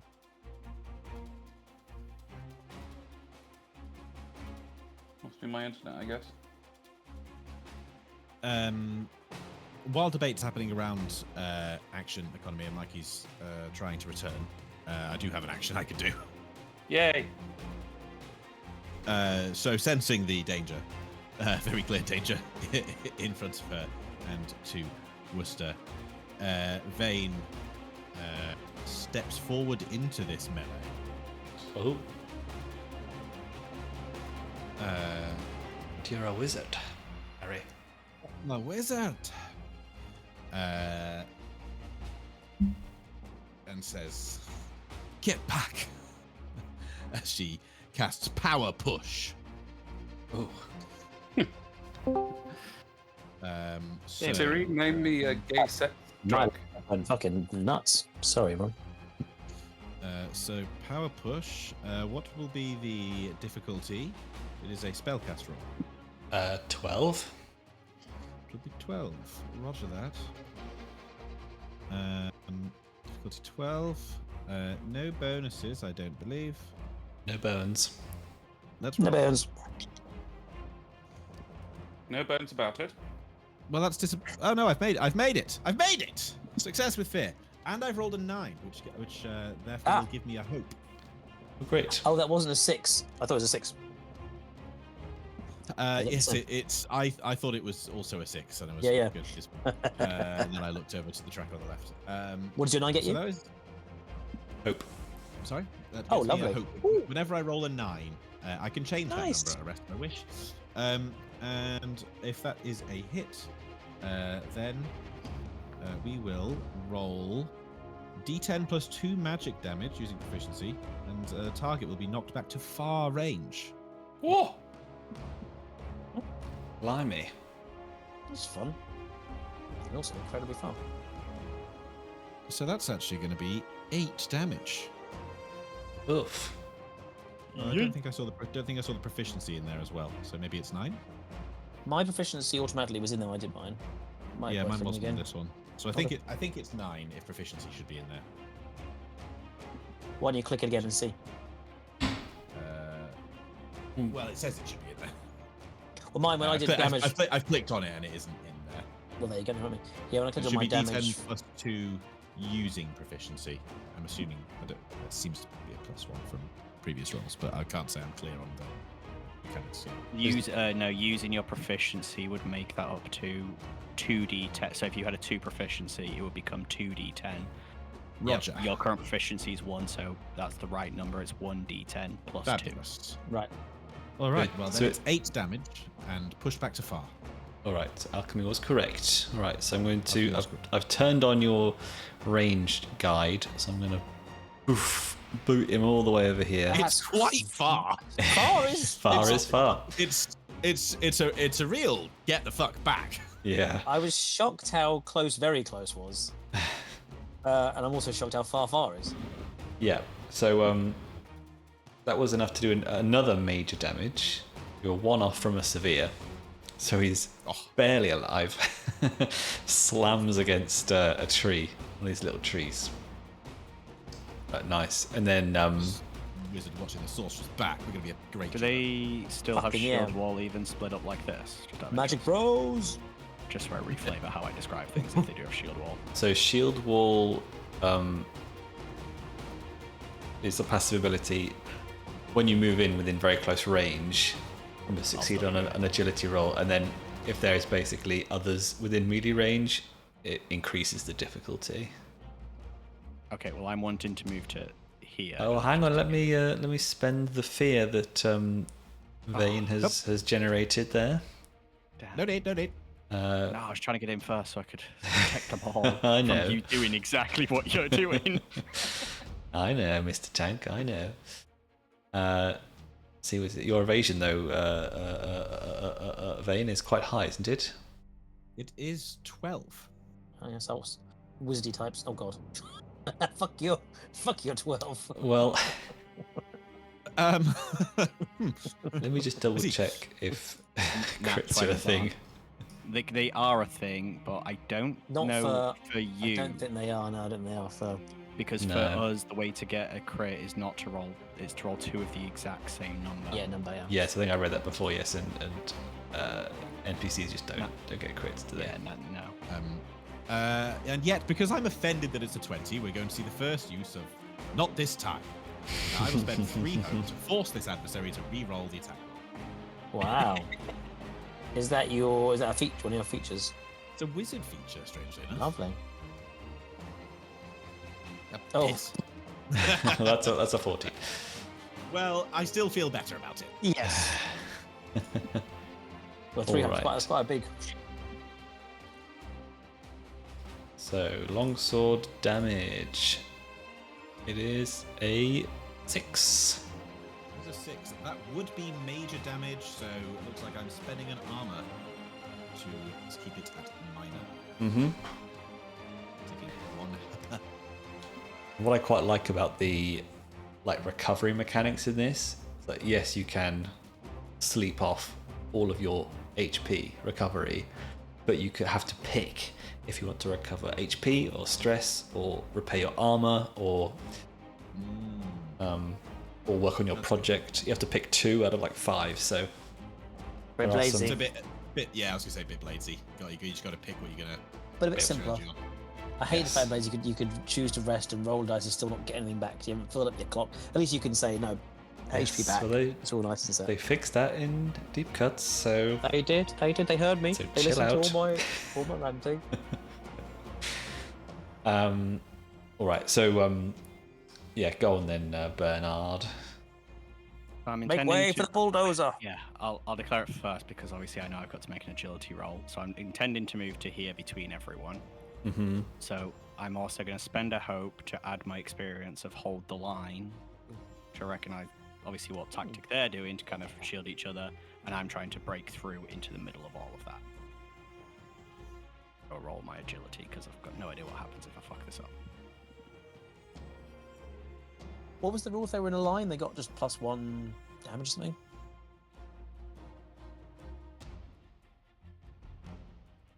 meant you couldn't go near them unless you passed a test. Oh, you couldn't. Shit.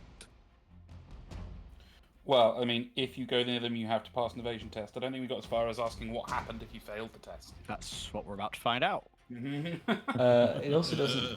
It just says succeed on an agility roll. It doesn't actually say what the difficulty is either. Isn't the standard 10? I have a feeling. I did see there was a standard. The 10, difficulty but I don't know. increases by the 10. Oh, the difficulty, that's what it was if they're multiple. But they're Yeah. all. But they're spread out not in a line. Yeah, Well, I agree. their difficulty number is 12, so I'm Just assuming flat, it's just- just going to be all tests against them are 12. So I'm just going to say it's a 12. Means, Oh, wow. Which means that Bernard, unfortunately, you can't reach the shield wall. But let's say that you move within, I get to close, whatever it is. here then. Well, I guess behind these guys then instead. Yeah. Well, I You would say can't reach- I'd say move out of very close. Because you will have to really? attempt again. Yeah. I would just just couldn't get into melee range. You would assume. Well, it Why would they says not be able to get? Okay, but that should be fine then, yeah? I know that this one's in a weird position of like right on the edge of it, this bottom guy, but like, it feels weird that I can't get any further than... I would assume you could have got to at least like... I can't pin my pinging. But the idea is that you you have to stay out of their range, right? They're keeping you away.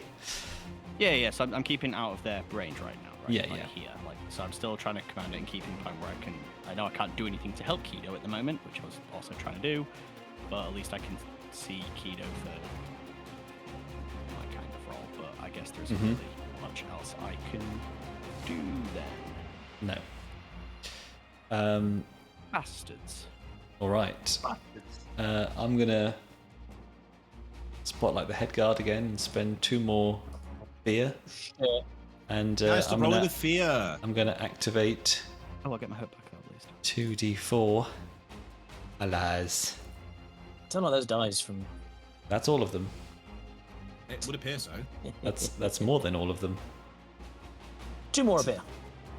So what's the movement you can do in a turn? You can't move within far, can you? Oh god, I don't Or know. can you? No, it's from close to within, like very close, I think was the one. Okay, so Mr. Guard's going to move that much. So he's within very close of his buddy. And then If you want to move farther in your close range, you'll need to succeed on an agility roll to safely reposition yourself. okay.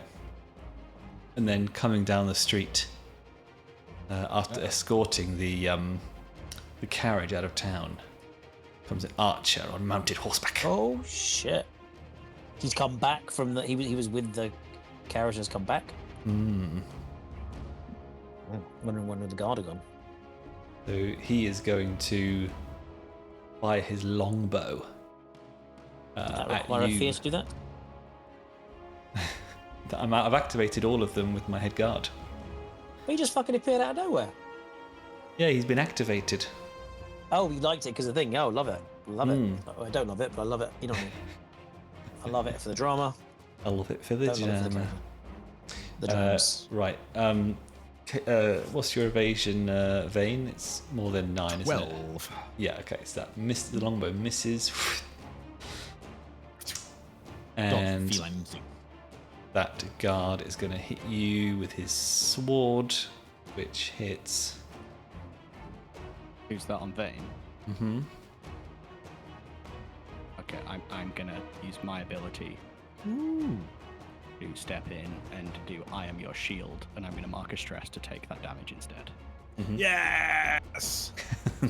Which I love actually that guy! doesn't hit. D3 is not enough to do. Sorry, it's going to be a minor thing that I'm going to mark an armor to just not take any damage. Okay. All right. Oh, is this what it was like having Marcel in the party, guys? A little bit. You guys didn't celebrate nearly enough. That's awesome. I don't think Marcel had that many protecting his ally abilities. No, I don't remember that much. He bloody did. More like just And he had an standing in the ability. way. he had a straight up taunt, this hits me ability, just like this one.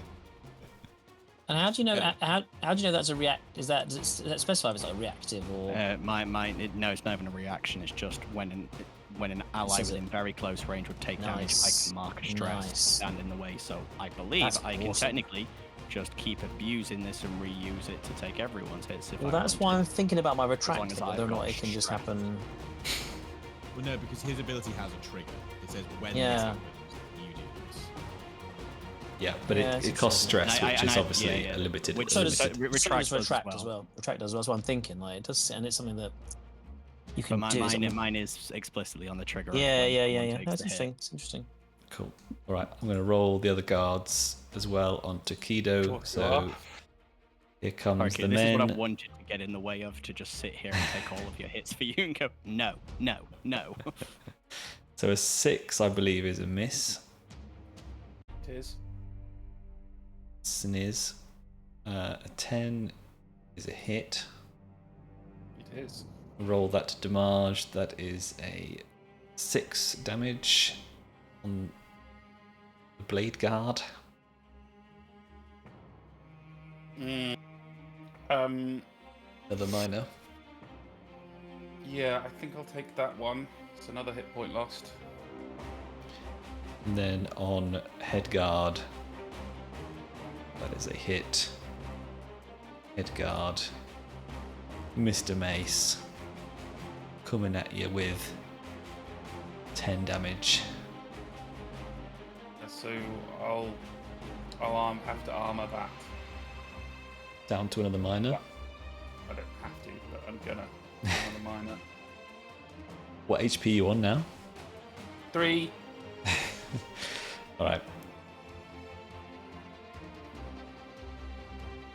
I'd like to step in with an action here, if you're completed, as Vane, taking a moment from the moment's respite that Bernard was able to provide, sees clearly what is happening here, and shouts, "Take out their leader!"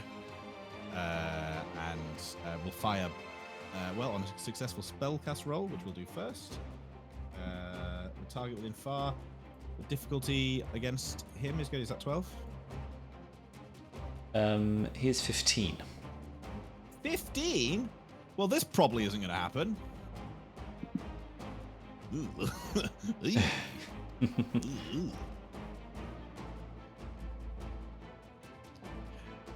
Oh, 40!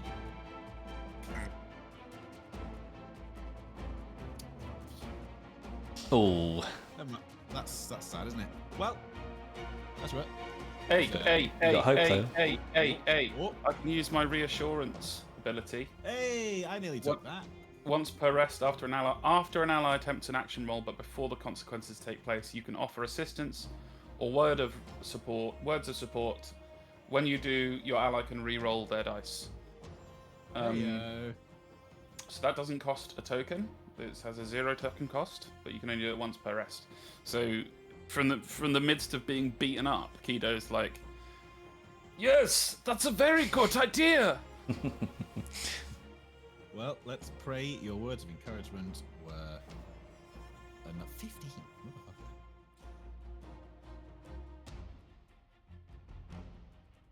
Hey, it's 12. Hey. Excellent. That's a 19. Very exciting. Nice. So you don't get anything for 12. It's just for matchy. Yep. Right. So then I will spend a hope, and that will be Bolt Beacon. A shimmering Wild bacon. bolt of light soars from her staff towards the leader, dealing D8 plus 2 magic damage. Then the target will become temporarily vulnerable and glow brightly until this condition is cleared. Nice. And so the damage will be 6 damage, and he's now vulnerable. And I have read that condition. Who's vulnerable? Does. Advantage Who's vulnerable? against him. Who's vulnerable? The leader. head guard. Okay. I'm in. Tap me in, coach. My Rain of Blades does extra damage. Wait. against vulnerable. Before you go, do you want me to try again, Keedo, in case you get fear and Ollie decides to be an absolute bastard and ruin you? I've got advantage. Won't that help me? You'll still have the advantage to carry on, but what I mean is if you roll with fear and decide to take the spotlight and punish you back, at least I've tried to step back in the middle and take all the hits for you. Yeah, but what if you roll fear and that just lets him activate first anyway? It's true. That's a fair point. I stand correct. Yeah, in fact, you want to take the risk. You take the risk if you get the fear. That's fine. I mean, I genuinely don't see that either option is more or Hit less him. risky for me. That's fair point. You know, just roll with hope. If we're following the narrative, what you did an action right, Alex? You did was it like a yell or a shout or a? It was An assist. assist or words of support. So Great. it's a call out. Cool. Love that. But what I want to do here is obviously target the boss in the hope that we can do him some damage and possibly like freak out the rest of them. But at least if we can take him out, then like they can't keep activating as a oneer, right? Yeah, that'd be good. and it's an entertaining time to introduce you to one of Keedo's 2 starting experiences, which is called. But it's called Mr. Stabby. it's called Incredible Strength. And one of the clank species things is that you have been specifically designed in some way or other, and it gives you a +1 to one of your experiences. So I've chosen Incredible Strength. So the idea is that my maker, deliberately made me like mega strong for reasons that I will work out that are culturally relevant. And so I can spend a hope to activate that experience as I try and hit this now vulnerable captain with my hallowed axe. I would like to suggest that I can do that anyway, to get a +3 to the roll. Yeah, I mean, why not? I'll probably go back and reread what it says about experiences, because, like, why wouldn't you make your experiences? I'm just better at using the weapon that I have. I think I thought we kind of said like it has to be a threshold of it can't just be there. Has to be kind of like we said with what was it with traits or whatever for the other ones. We can say it has to be a little bit. You have to push it to happen. It's trusting to the players not to just use it to break the game, and hopefully this doesn't. I mean, I'm picturing him kind of like his arm going charging up a big I think the debate will be: can you take an experience that means you get a +2 to fighting whenever you fight, as opposed to an experience that says Certainly something not whenever, like I have and I suppose experience that in the might just thieves break guild, it. so I'm good at doing this thing. But Yeah, that's it a might- debate that we can have as goes. It's definitely a narrative versus gameplay, right? Like, if he's really strong in a way that helps him pick up a cart to save a wounded villager, he's also really strong in a way that would make him hit very hard with an axe, but that breaks the game. Yeah, So, I think that's a great example. I think that makes sense for the cart, but not for combat, because otherwise, you might as well just give yourself +2 to everything you do in combat, because the strength will help you for everything. So it doesn't sound like it should be a combat thing. Okay, all right. I think I'm feeling that that we don't like it very much. So I might kind of change. I might change that experience afterwards. Make it something more interesting. Yeah, I mean, it still costs a hope though, so This is the big limiter, right? Yeah. I feel like that's. I think that's just the thing that needs a call making. But we can make one call right now and discuss it through the week, can't we? Yeah, I think go for it now because it's cool. Rule It's of cool. the tutorial episode, I guess. Yeah. He's gonna lose that ability and have to get it back on the skill tree. once we put out the tutorial episode. So, yeah. All right then. So it's a hallowed axe attack with advantage, and a +3 bonus against difficulty 12 for the captain. 15. But you got advantage, so you get a +d6. It also says in the tip section of experience, it says in a standard battle. It says you got 21. Yeah, actually, it worked in the end because of the. Did you roll a 6 on your d6? Yeah, I did. Nice. All right, roll damage. It's D8 +1 magical damage. Do we get any extra damage for advantage or not? I assume not. No. I'm just asking the questions. Gameplay. Yeah, D8 +1. The hallowed X. 5. That is a minor wound, minor damage to Wow.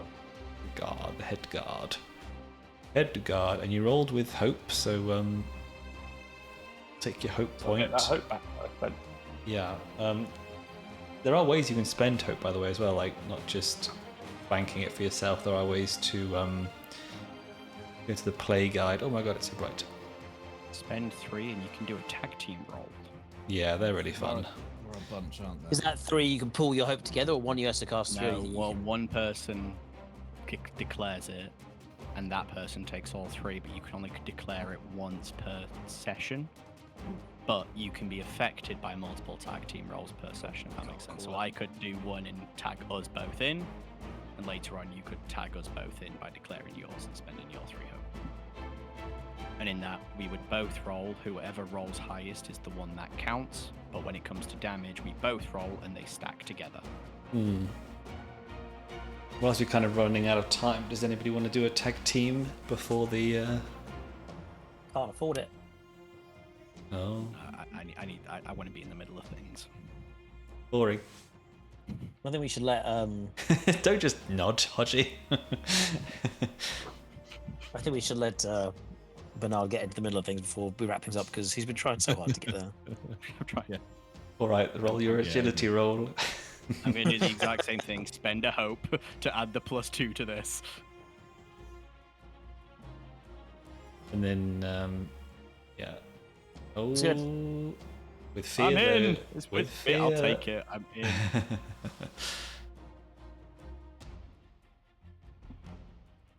All right. And now the fight becomes extremely boring for me because I'm not going to be able to do anything. So yeah, we'll There's only so much stress and armor I can spend. That's true. But as I know from being a GM all these years, it's usually enough to weather a standard fight. Yeah. All right. Yeah. Well, we'll end it. Cat's trying to get in. End it there. The head guard has taken some wounds. I think he's kind of like backing up, yelling at his guards to get reform the line kind of thing. But obviously this dust has made discipline kind of break down. And yeah, we'll pick it up next time.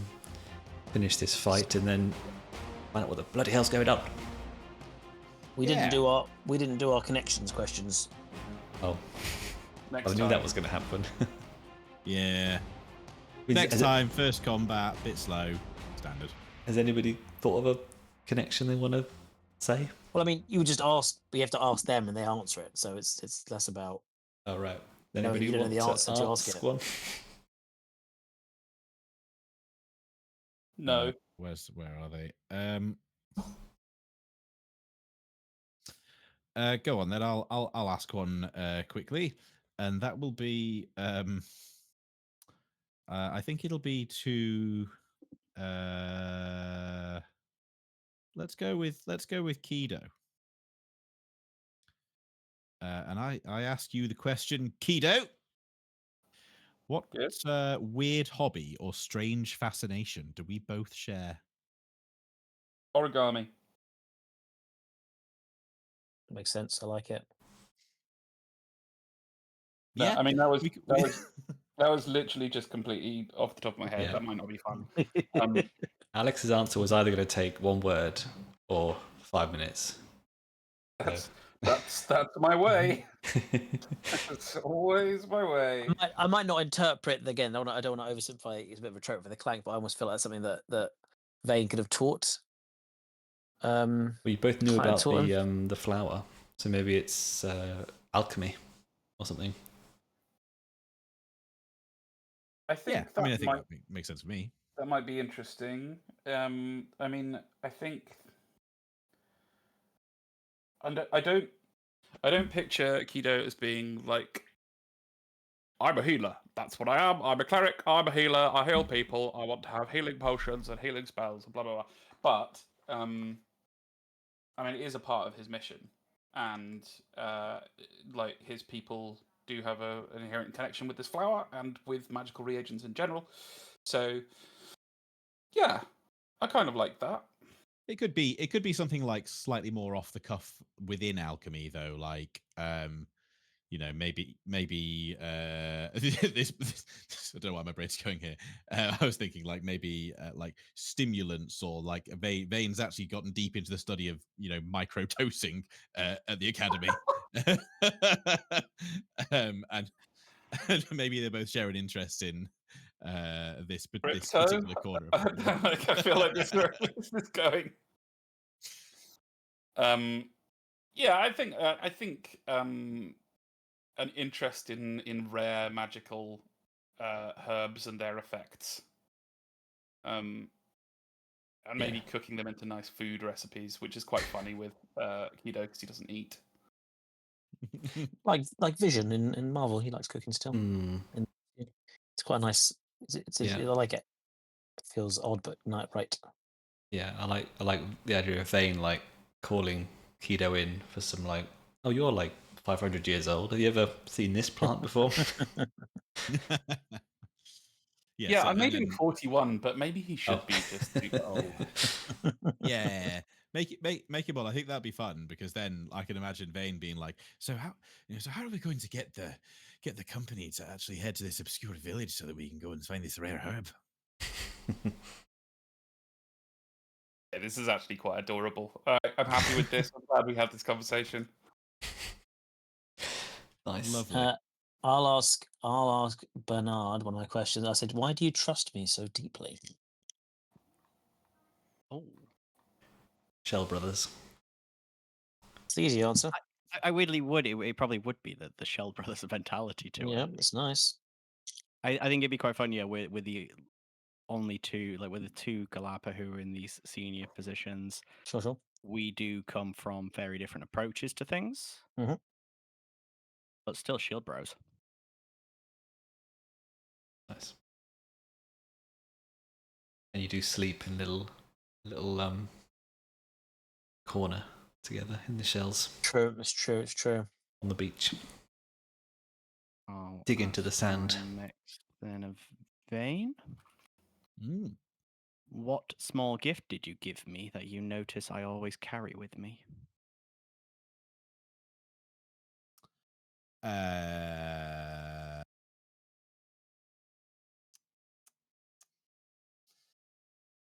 I think that it would be a little magical or non-magical trinket that was sold, like as we mentioned, at those sort of hawker stands earlier, that she bought, knowing it wasn't really magical, let's say it's a little pendant, that claimed to give the wearer fleet foot, and she gave it to you, obviously as a little bit of an in-joke, that your feet were not so fleet. Bernard will always be wearing this.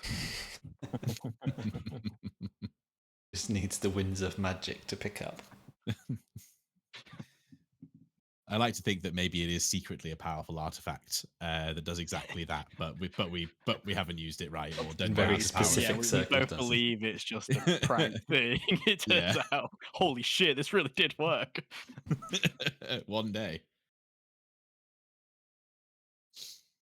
I like that. That's really cool. Nice. You wanna ask one, Alex, before we wrap up? Oh Christ, are we each doing one? I didn't even really clock that. Yes, I will. 1 second. I was just looking at them a moment ago. But we haven't put Worcester on the spot yet. I will ask. I will ask Worcester. Why do you ask me so many questions about my god? Oh, well, that's As a reminder, my god is Fracas, who I'm saying was quite an ancient god that pre-existed my people, but manifested to my people, and is sort of nature and the sun and the sky at various times. Worcester generally skeptical of the gods, believing more in the people and the magic and that kind of that God shouldn't dictate or rule our world and shouldn't really be valued as much as the people themselves and the things we pull from the earth. That said, he's not not going to fault anyone for their beliefs. So it's definitely curious, especially like you say, if your God is also born nature, so maybe piques his interest because it's a bit of that first breaking into like maybe there is something in all this God talk. Maybe Clank could be maybe Keedo could be this kind of path to learning more. Maybe he's probably closed himself off to the idea of God as being a figure he wants to even engage with, but I think he's fascinated by Keedo's belief because it's maybe merge those two entities. It's a god, but it's one of nature and pure force that maybe there is some truth in that. So he's fascinated by this god in particular, and Keedo as a robot creature invested in a god of nature. It's just a very curious, fascinating. Oh, bloody hell. Mikey's been cut off. Shit's going on with Discord, man. Let's just wrap up there. I feel like we got the answer we needed. Yeah. Bless. We'll stop mid-session to do these next time. Yeah. Cool. This was super fun. I enjoyed the first session very much. Great intro. Yeah. Yeah, really enjoyed that. Nice. Right. Sorry, Mikey doesn't get to say goodbye. Oh. Well, yeah. Let's reconvene next week. See what happens in the realm of Althas. In Daggerheart, episode 2. Are we going to do that every time now? Yeah. The name of this campaign is the Dalian Company. Oh, I think we then lost Hodgie. Right, that's got to be it. All right, Cut. GG, lads. All right, GG. Peace out, guys. Love.